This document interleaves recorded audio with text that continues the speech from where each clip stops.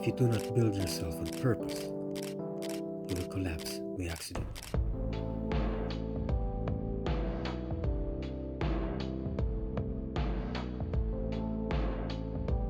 We live in a world drowning in choice, hundreds of careers, thousands of paths, but everyone is lost, not because they're stupid, not because they're lazy, but because they do not know who the hell they are.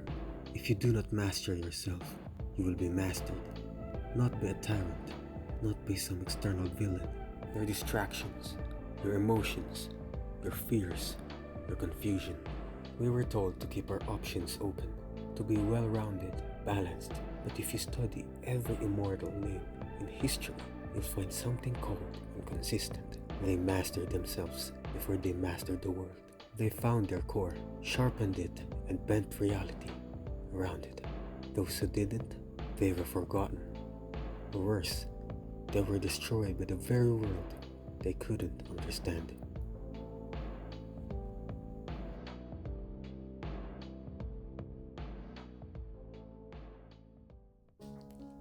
Vincent van Gogh is among the most famous and influential figures in the history of Western art. He was born in 1853, and he created roughly 2,100 artworks. Most of these were produced in his last 2 years. He is remembered today as a tortured genius, but in his time he was a ghost, rejected by galleries, shunned by society, considered unstable even by his family. But he wasn't lazy. He wasn't undriven. Van Gogh had a fire inside him, strong enough to light 1,000 suns. But that fire had no direction. He bounced between roles: failed teacher, failed missionary, failed philosopher, desperate brother, and finally, a painter. And even then, he couldn't anchor himself. He chased feeling over form, speed over structure. He painted with the urgency of a man bleeding from the soul, many in manic bursts. Sleepless nights, starving days, but he refused to slow down, to refine, to edit, to choose one methodology and master it. Yes, he was obsessed, but not in control. His mind was wild, untamed. He didn't study himself, he drowned in himself. And the cost?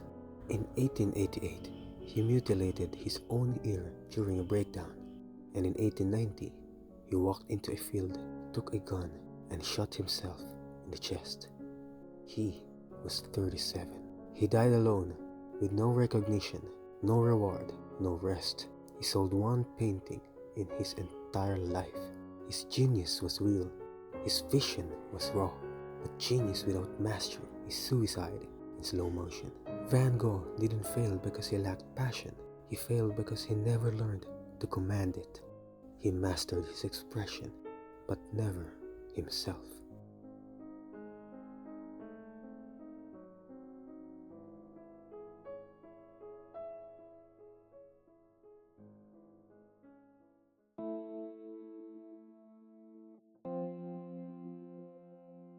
Contrast this with Leonardo da Vinci. He wasn't just a painter, he was a world builder, anatomist, architect, scientist, military engineer, inventor. His obsession, like Van Gogh, was total, but his approach, controlled, designed. Da Vinci kept 13,000 pages of notes, not chaotic rants, but schematics, cross-sections, lists, hypotheses, observations.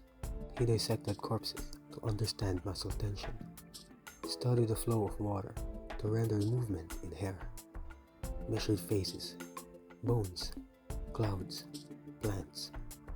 Nothing escaped his lens, not because he was bored, but because he saw patterns in everything. He wasn't rushing for results. He was building an empire inside his own mind. He painted rarely, but when he did, he turned canvas into revelation. He was famously slow. The Mona Lisa took him 4 years, and even then, he never even considered it finished. But in that slowness was structure. In that delay, deliberation. He chose to master form, not just paint feeling. He was consulted by kings, invited in courts, respected, revered. He died at 67, not in madness, but in peace, in a bed of legacy.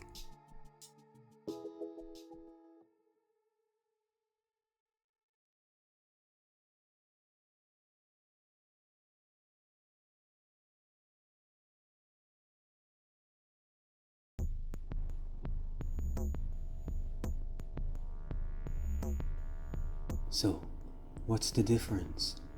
Both Van Gogh and Da Vinci had obsession. Both had vision. Both were geniuses.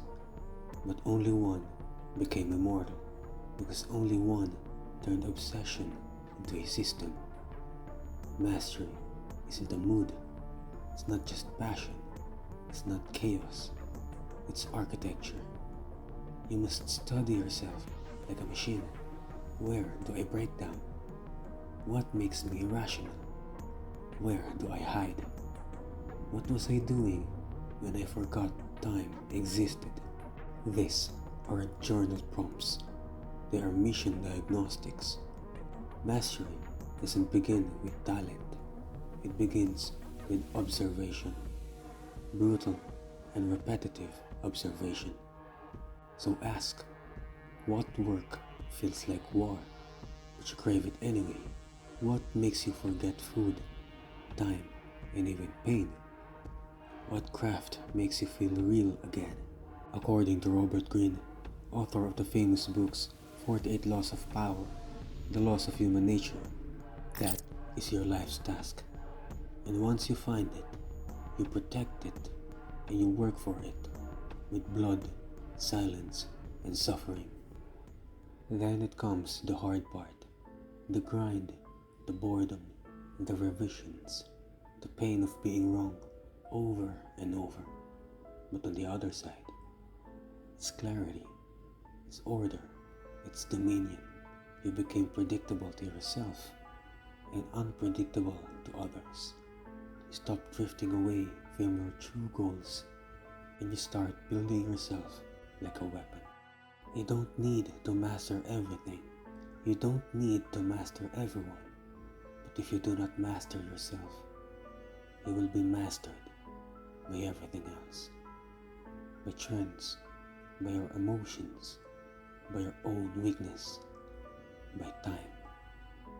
If you would only master one thing in life, then the only thing worth mastering is you.